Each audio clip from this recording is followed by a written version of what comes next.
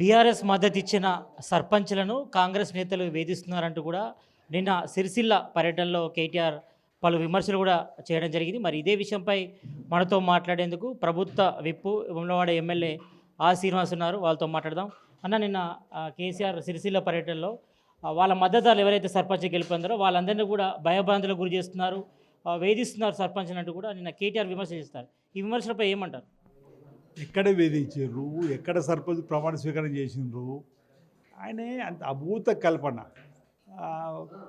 మాయా మాటలు చెప్పి లేనిది ఉన్నట్టుగా చిత్రీకరించే కార్యక్రమం తప్ప మరొకటి కాదు. నిజంగా అలాంటి భయభ్రాంతులు గురి చేసిన మాట ఆ ప్రాంతంలో వాస్తవం అని ఆయన అనుకుంటే ముందు ఆయన మా ప్రాంత ప్రజలకు క్షమాపణ చెప్పాలి. నాగాయపల్లికి సంబంధించినటువంటి సర్పంచ్ కాంగ్రెస్ పార్టీ అభ్యర్థి గెలిచిన తదుపరి మా మార్కెట్ కమిటీ చైర్మన్ రాజు పైన అర్ధరాత్రి జరిగింది. కానీ మేము దాన్ని రాజకీయం చేయలేం, చట్టం తన తప్పని చేసుకోపోతుందని చెప్పి ఊరుకున్నాం. సిగ్గుండాలని చెప్పి ఇప్పుడు హత్యా రాజకీయాల మీద కూడా కేటీఆర్ మాట్లాడుతుందంటే, అరే మీ బీఆర్ఎస్ వాళ్ళు మా మార్కెట్ కమిటీ చైర్మన్ చంపాలని ప్రయత్నం చేసినారు. హాస్పిటల్లో పరామర్శించినప్పుడు కూడా పల్లెత్తి మాట కూడా రాజకీయం చేయదలుచుకోలేం అని ఆయన ఈ విధంగా మాట్లాడడం ఎక్కడ అసలు వాళ్ళు ఎక్కడ బీఆర్ఎస్ వాళ్ళు ఎక్కడ ప్రమాణ స్వీకారం చేసారు, ఎక్కడ వేధింపులు చేసినాము, ఇదంతా కూడా ఆయనే ఫ్రస్ట్రేషన్లో మాటలు కానీ చూస్తున్నాం తప్ప మరొకటి కాదు. హత్యా రాజకీయాలకు ఇప్పటి కూడా ఓటమిని జీర్ణించుకోలేక చేసి మా ప్రాంతంలో నాగేపల్లి గ్రామానికి సంబంధించిన మా వేములవాడ వ్యవసాయ మార్కెట్ కమిటీ చైర్మన్ రాజు పైన జరిగిన ముందు ఆయన సమాధానం చెప్పాలి. తదుపరి మాట్లాడుకున్నాను మేము ఎక్కడ వేధింపులు చేసినాం. నేను ఉదాహరణ చెప్తున్నా. నేను ఉదాహరణ మొదటి దశ ఎన్నికల్లో మా అభ్యర్థి గెలిపొందినటువంటి గ్రామంలో ఆ గ్రామానికి సమయం మా మార్కెట్ కమిటీ చైర్మన్ పైన ప్రయత్నం జరిగింది. దాన్ని మీరు రాజకీయం చేయదలుచుకోలేము, చేయలేము కూడా. ఈయన మాట్లాడింది కాబట్టి చేసే ప్రయత్నం చేస్తున్నాం. చేసేది మీరు, భయభ్రాంతులు గురి చేసేది మీరు, ఇది చట్టాన్ని మీ చేతులు తీసుకునేది మీరు. మీరు మాట్లాడితే ఎట్లా అంటున్నారు? ఇది కేటీఆర్ గారికి కరెక్ట్ కాదు. కేటీఆర్ గారు నీ ఆత్మావలోకను ఒకసారి నీ ఆత్మ పరిశీలించు. ఈరోజు సర్పంచులకు గౌరవాన్ని గెలిచిన వాళ్ళందరికీ శుభాకాంక్షలు చెప్పినాం. వారికి ఈ ప్రభుత్వం తప్పనిసరిగా తగిన గౌరవం ఇస్తుంది. వారికి వారి గ్రామాల్లో జరిగే అభివృద్ధికి మా సహకారం అవుతుంది. ఈరోజు మీ ఆయామంలోగా కక్ష సాధింపు అనేది ఉండదు. 100 రూపాయలు గెలిచిపోయిన సర్పంచుల ద్వారా ఆ ప్రాంతాల అభివృద్ధి చెందాలని కోరుకుంటాం. బీఆర్ఎస్ సంబంధించిన మద్దతుదారుల సర్పంచ్లకు సంబంధించి కొంతమందిని బెదిరింపులో పాల్పడుతారు. అంటే నిధులు గ్రామానికి సంబంధించిన నిధులు ఇవ్వము, ఈ రకంగా బీఆర్ఎస్ నుంచి వచ్చిన వాళ్ళు కాంగ్రెస్లో కంపల్సరీ చేయాలని కూడా కొంతమందిని మీ కాంగ్రెస్ నేతలే బెదిరింపులో పాల్పడుతున్నట్టు కూడా కేటీఆర్ విమర్శించాడు. అసలు నిన్నటి రోజు 3 విడతలు ఎన్నికలు కాకంటే ముందే సిరిసిల్ల 2 దశల ఎన్నికల్లో వెనుకంజలో బీఆర్ఎస్ పార్టీ ఉందని అద్భుతంగా వచ్చి ఆత్మీయ సమ్మేళన పేరిట 3వ విడతలైనా కనీసం పరువు కాపాడాలని చెప్పి నేను చేసుకున్న ప్రయత్నంలో భాగంగా మాట్లాడిన మాటలే తప్ప ఏ సర్పంచును అధికార పార్టీకి సంబంధించిన వాళ్ళు బెదిరింపులకు లోను చేయలేరు. అప్పుడే లీగల్ సెల్ అంటుండు. అరే నువ్వు లీగల్ సెల్ పెట్టుకుంటావు, ఇల్లీగల్ సెల్ పెట్టుకుంటావు, నీ ఇష్టం నాయన. లీగల్ సెల్ 20వ తేదీన సర్పంచ్ ప్రమాణ స్వీకారం చేస్తారు. ఆ తదుపరి నిజంగా ఏదైనా సర్పంచ్కి ఇబ్బంది వచ్చినప్పుడు మాట్లాడు కదా. ఆత్మీయ సమ్మేళనం పేరిట 3వ విడత పరువు కాపాడుకోవడానికి ఆ 3వ విడత ఎన్నికల్లో నీ వాళ్ళని గెలిపించుకుని ప్రయత్నం చేయడం తప్ప ఇప్పుడు బెదిరింపులకు భయభ్రాంతులు గురి చేసింది మీ పార్టీ వల్ల ఉంటున్నా. మొదటి విడత ఎన్నికలు పూర్తయిన తర్వాత మా అభ్యర్థి నాగాపల్లిలో గెలిస్తే ఆ గెలుపు కోసం సహకరించిందని చెప్పని ఏకంగా మా వేములవాడ వ్యవసాయ మార్కెట్ కమిటీ చైర్మన్ రాజు పైన ప్రయత్నం చేసింది మీ బీఆర్ఎస్ పార్టీ కదా అంటున్నా. మేము దాన్ని రాజకీయం చేయదలుచుకోలేము. చట్టం తన పని తను చేసుకుపోతే ఊరుకుంటున్నాం. ఇక నువ్వే రాజకీయాలపై మాట్లాడుతుంది మీకు సిగ్గనిపించలేదని నేను అడుగుతున్నా. ఇప్పుడు ఎక్కడ భయభ్రాంతులు గురి చేసినాము? అసలు వాళ్ళు సర్పంచ్లు ఎక్కడ బాధ్యతలు స్వీకరించారు? మేము సర్పంచ్ గెలిచిన అందరికీ శుభాకాంక్షలు చెప్పినాం. సర్పంచ్లందరికీ తప్పనిసరి ప్రభుత్వం అన్ని వర్గాల ప్రజల అభివృద్ధికి పాటుపడే విధంగా ఆయా గ్రామాల అభివృద్ధి పద్ధతులు తీసుకుపోయే ప్రయత్నం చేసిన తప్ప మీలాగా విడదీసి పరిపాలన చేయడం మా వల్ల కాదు, అలా జరగదు. లీగల్ సెల్ అనే మాట నిజంగానే జరుగుంటే నువ్వు ఆ మాట అనేది ముందే అంటుంటే మీ మాటలోనే వెటకారంగా అనిపిస్తుంది, మీ మాటలోనే భయంగా అనిపిస్తుంది తప్ప మరొకటి కాదు. కాంగ్రెస్ 2 ఏళ్ల పాలన పూర్తిగా విఫలమైంది. ఇటు రైతు బంధు కానీ, రైతు రుణమాఫీ కానీ, పెన్షన్ కానీ, ఇటు మహిళలకు పెళ్ళైన వారికి తులం బంగారం కానీ ఇవి కూడా సక్రమంగా నెరవేర్చలేదంటూ కూడా విమర్శలు చేయడం జరిగింది. దీనిపై ఏం చెప్తారు? మీ 2 ఏళ్ల పాలనలో అన్ని అరకొరగా స్కీమ్స్ అన్ని కూడా ఇంప్లిమెంటేషన్ అయ్యని కూడా బీఆర్ఎస్ నేతలు ఆరోపిస్తున్నారు. రెండేళ్ల పరిపాలన ఇప్పుడే నేను చెప్పిన 2023లో ప్రజలు పట్టం కట్టిర్రు ఇందిరమ్మ రాజ్యం కాంగ్రెస్ పార్టీ ప్రజాపాలనకు రేవంత్ రెడ్డి గారు ముఖ్యమంత్రి అయ్యారు. ఆ తర్వాత జరిగినటువంటి పార్లమెంట్ ఎన్నికల్లో గుండు సున్నా బీఆర్ఎస్ పార్టీ. ఆ తర్వాత ఎమ్మెల్సీ ఎన్నికలు వాళ్ళు పోటీ చేయలే. తర్వాత కంటోన్మెంట్ ఎన్నికల్లో ఓడిపోయారు. జబ్బలు జరుచుకున్నారు. జూబ్లీహిల్స్ గెలుస్తాం, ఈ ప్రభుత్వ పని అయిపోయింది, మేమే అధికారంలోకి వస్తామని చెప్పని. ఏం జరిగింది చూసిర్రు. పోలేని ఓట్లలో 51% ప్రజలు ఈ ప్రభుత్వం ఉండాలని నిలబడాలి, మళ్ళీ వచ్చే ప్రభుత్వం కూడా కాంగ్రెస్ రావాలని చెప్పని తీర్పిచ్చారు. తర్వాత కూడా సర్పంచ్ ఎన్నికలు జరుగుతున్నాయి. 65% ప్రజలు పట్టం కట్టిర్రు అంటున్నా. నీకు 27% కట్టారు. ఇక మీకు ఎక్కడ ప్రజాబలం ఉంది? ఎక్కడ మిమ్మల్ని ప్రజలు గుర్తిస్తున్నారు? ఎందుకు ప్రజలు మిమ్మల్ని విశ్వసిస్తున్నారు? అంకెలకు గారడి చేసి ప్రజలు మభ్యపెట్టాలనుకుంటే అంత అమాయకంగా మేము ఇక్కడ ఏం లేవు. ప్రజలు విజ్ఞులు, ప్రజల ఆలోచనకు అనుగుణంగా ఈ ప్రభుత్వం పోతుంది. వచ్చే ఎన్నికల్లో కూడా తిరిగి కాంగ్రెస్ పార్టీ ప్రభుత్వమే అధికారంలోకి వస్తుందని చెప్పి ఈ సందర్భంగా నేను చెప్పదలుచుకున్నాను. మహిళలకు 2,000 ఇస్తా అన్నారు, పెన్షన్ పెంచుతా అన్నారు. ఒకవైపేమో ఇటు తులం బంగారం ఇస్తా అన్నారు. అసలు తులం బంగారం ఇస్తారా? ఆ స్కీమ్ ఎప్పుడు ఇంప్లిమెంటేషన్ చేస్తారనేసి కూడా జనాలు కూడా అడుగుతున్నారు. దీనిపై ఏం చెప్తారు? 10 ఏళ్ల వాళ్ళ పరిపాలన నిరుద్యోగ వృత్తి ఇస్తా అని ఇవ్వలేరు. రైతు రుణమాఫీ అని చెప్పి పావల మిత్తికి వేయింది. వాళ్ళు 2014 అధికారంలోకి వచ్చినప్పుడు ధనిక రాష్ట్రంగా 16,000 కోట్ల నిల్వ, 70,000 కోట్ల అప్పు. ఆ 70,000 కోట్ల అప్పుకు ప్రతి ఏటా 6,000 వడ్డీ కట్టే పరిస్థితులలో ధనిక రాష్ట్రం ఉన్నప్పుడే వాళ్ళు ఇంకా 10 ఏళ్ళ అధికారులు కూడా అనేక హామీలు అమలు చేయలేరు. మేము 2 ఏళ్ళు అవుతుంది మేము వచ్చి అధికారంలోకి వచ్చి. ఒకటి కూడా చేస్తున్నాం. ఆడతలకు ఆర్టీసీ బస్సులు ఉచిత ప్రయాణం మొదలుపెట్టినాం. 200 యూనిట్లు కరెంటు కార్చుకునే వారు కరెంటు ఉచితం చేసినాం.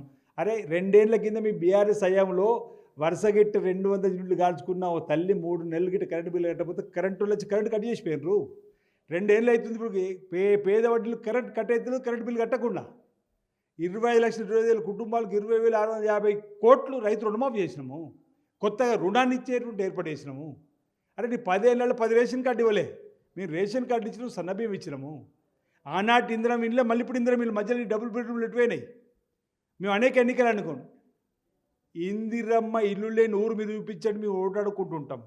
డబుల్ బెడ్రూమ్ లేని ఊరు మేము చూపిస్తే మీరు ఓటాడుకుంటుంటే ఛాలెంజ్ చేస్తే రాలే ముందుకు. 10 ఏళ్ళలో ఒక్క ఇల్లు నిర్మాణం చేయలేదు. ఇల్లు మళ్ళీ మీ వచ్చినాక ఇందిరమ్మ ఇల్లు నిర్మాణం చేస్తున్నాం. ఈ విధంగా ఇప్పుడు అనేక చక్కటి సంక్షేమ కార్యక్రమాలు 8 లక్షల కోట్ల అప్పుల్లో మీరు పెట్టిపోయినా ఆనాడు 70,000 కోట్ల అప్పుకు సంవత్సరానికి 6,000 కోట్లు కట్టే వడ్డీ నుంచి ఇప్పుడు నెలకు 6,000 కోట్లు వడ్డీ కట్టే పరిస్థితి మీరు 8 లక్షల కోట్ల అప్పుతో తీసుకొచ్చినా వెనక్కిపోకుండా ఇన్ని కార్యక్రమం చేసినాం. మీరు అన్నట్టుగా మిగతావు కూడా ప్రజల్లో ఒక నమ్మకం విశ్వాసం కలిగించినాం. రాష్ట్ర ఆర్థిక పరిస్థితిని బట్టి ఈ స్కీములు ప్రారంభం. గత ప్రభుత్వం ఒక్క స్కీమును మేము రద్దు చేయలేం, ఒక్క స్కీమును మేము తీసివేయలేం. కొత్తగా ఇన్ని స్కీములు తీసుకొచ్చి ప్రజలు ఒక విశ్వాసం ఉంది. అరే ఎంత ఇబ్బందులు ఉండి నేను చేస్తున్నారు, అవి కూడా కొత్తగా పెన్షన్ ఇస్తారు, పెన్షన్ అని చెప్పిన భావంలోనే ప్రజలు ఈరోజు మమ్మల్ని ఆశీర్వదిస్తున్నారు, రేపు కూడా ఆశీర్వదిస్తారు. తప్పనిసరిగా కాంగ్రెస్ పార్టీ ఇచ్చిన హామీ నిలబెట్టుకుంటుంది. ఆ హామీలు కూడా అమలు చేస్తూ ముందుకు పోతాం. నెల్లూరు నుంచి కూడా జాగృతి కవిత జనం బాట కార్యక్రమం చేస్తుంది. ఆ కార్యక్రమంలో కూడా పెద్ద ఎత్తున ప్రజా సమస్యలు వస్తున్నాయి. ఎక్కువగా ఇటు మౌలిక వసతులు కల్పించలేదు గత బీఆర్ఎస్ గవర్నమెంట్, కానీ ఇప్పుడు తెలంగాణ కాంగ్రెస్ గవర్నమెంట్ 2 సంవత్సరాలు అయింది కాబట్టి ఎక్కడ గొంగడి అక్కడే ఉంది. ప్రజా సమస్యలు మొత్తం పెద్ద ఎత్తున ఉన్నాయి కాబట్టి ప్రజా సమస్యలపై కాంగ్రెస్ గవర్నమెంట్ ఫోకస్ చేయలేదంటూ కూడా జాగృతి కవిత విమర్శలు చేస్తుంది. దీనిపై ఇప్పుడు ఎక్కడ వేసిన గొంగలి అక్కడే అన్నట్టుగా 10 ఏళ్ళలో ఉందన్నటువంటి కవిత మాట కేటీఆర్ ముందు సమానం చెప్పాను, హరీష్ రావు ముందు సమానం చెప్పాను, కేసీఆర్ గారి ముందు సమానం చెప్పాను. ఆమె ఈ జనం బాట పట్టిన 10 జిల్లాల్లో బహుశా ఇప్పటి వరకు ఆనాటి శాసనసభ్యుల భూ కబ్జాలపైన, అవినీతి అక్రమార్కులపైన వేసిన ప్రశ్నలకు ఎందుకు సమానం చెప్తలేడు అంటున్నా. కేటీఆర్ గారు ముందు దానికి సమానం చెప్పాను. ఏకంగా ఆయన మీద కూడా ఆరోపణ చేసింది కదా. అంటే ఆ 10 ఏళ్లలో మేము రేవంత్ రెడ్డి గారు మేము మొదటి నుంచి చెప్పింది నిజమని ప్రజలు నమ్ముతున్నారు. 10 సంవత్సరాలుగా కల్వకుంట్ల కుటుంబం అవినీతి అక్రమాలకు తెరలేపిరని చెప్పిన మా మాటలకు ఈరోజు కవిత రూపంలో మీ ఇంటి నుంచి వచ్చింది కదా కవిత. ఆ మాటల ముందు సమానం చెప్పు. మీరు 2 ఏళ్లలో చేసిన అభివృద్ధి మేము చెప్తాం. ఆ 10 ఏళ్లలో వెనుకబాటు కారణమైంది, లేకపోతే అవినీతి అక్రమాల కారణమైంది అన్నటువంటి మీ సొంత చెల్లి కవిత మాటలకు ఈరోజు ప్రజలకు జవాబు ఇవ్వాల్సిన బాధ్యత ఉంది. ఇంకో మాట అన్నది కవిత. హరీష్ రావు, సంతోష్ రావు 2 కుటుంబాలు బంగారమయం అయితే తెలంగాణ బంగారమయం కాదన్నది. అంటే దాని అర్థమైంది అవినీతి అక్రమాలతో మీరు సంపాదించుకున్నని చెప్పిన మాట. దానికి ముందు సమానం చెప్పండి. మీ మీ మీ కవిత గారి ప్రజల పక్షాన్ని నిలబడి మాట్లాడుతున్న మాటలు ముందు సమానం చెప్పిన తర్వాత మా దాకా రా. కవిత ఒకవేళ ఈ ప్రభుత్వం వచ్చిన తర్వాత కూడా ఏమైనా సూచన సలహాలు చేస్తే తప్పనిసరి తీసుకుంటాం. కానీ కవిత గారు కూడా ఏ అవినీతి ఆరోపణలు చేసుకుని పోవడం కాదు. నిజంగా ఆమె దగ్గర ఆధారాలు ఉంటే ఏదైనా కోర్టుకు వెళ్ళి వాళ్ళపై ఫిర్యాదు చేయాలి, లేదంటే సంబంధిత పోలీస్ స్టేషన్కి వెళ్ళి ఫిర్యాదు చేయాలి. అప్పుడు ఆమె మాటలు కూడా ప్రజలు విశ్వసించే అవకాశం ఉంటుంది. లేదంటే ఇది పంపకాల గొడవ కావచ్చు అనేటువంటి మాట కూడా రావడానికి ఆస్కారం ఉంటుందని నా అభిప్రాయం. సీఎం రేవంత్ రెడ్డి ఇటు మెస్సీ ఫుట్బాల్ మ్యాచ్ కోసం సింగరేణి డబ్బులు దాదాపు 10 కోట్లు ఖర్చు చేశారు. ఈ డబ్బులన్నీ కూడా మరి కాంగ్రెస్ గవర్నమెంట్ అకౌంట్లో వేయాలని కూడా మరి నేతలు అంటున్నారు, బీఆర్ఎస్ నేతలు. దీనిపై ఏమంటారు? ఇప్పుడు నేను గ్రామీణ స్థాయి క్రీడలు, విద్యార్థి దశలో కూడా క్రీడలు ఆడడం కోసం ప్రభుత్వ పక్షాన కొంచెం మనం నిధులు విడుదల చేస్తాం. ఏ సంస్థ అయినా కొన్ని కార్యక్రమాల కోసం నిధులు మిగులుస్తారు.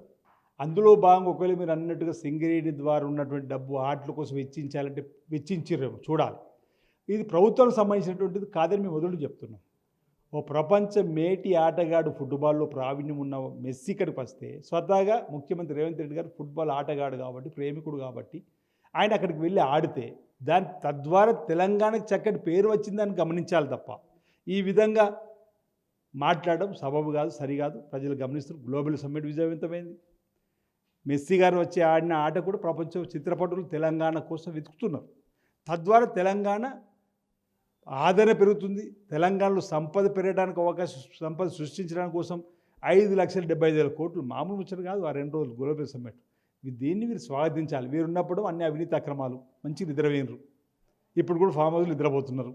మేము వచ్చిన తర్వాత ప్రతినిత్యం 18 గంటలు మా ముఖ్యమంత్రి గారు, ఉప ముఖ్యమంత్రి గారు, మంత్రులు, ఎమ్మెల్యేలు అందరం కష్టపడి ఈరోజు తెలంగాణ అభివృద్ధి పథకంలో తీసుకుపోయే ప్రయత్నం చేస్తున్నాం. వీలైతే సహకరించండి, లేకపోతే ఈ విధంగా మీరు మాట్లాడి ప్రజలు పలచన కావద్దని నా కోరిక.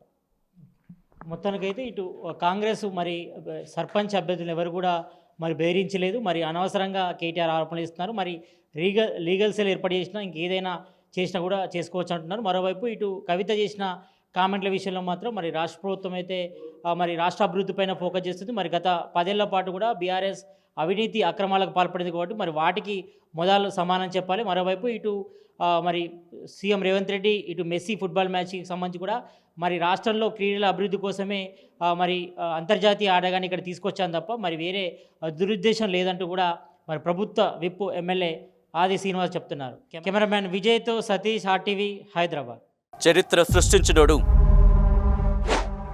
ఇప్పుడు ఆ చరిత్రని తిరగరాయబోతున్నాడు. అబద్ధాల గోడల్ని బద్దల కొట్టి నిజాలను రాగా మీ ముందుంచబోతున్నాడు. నిజమైన వార్తల కోసం వెంటనే డౌన్లోడ్ చేసుకోండి రా యాప్ని.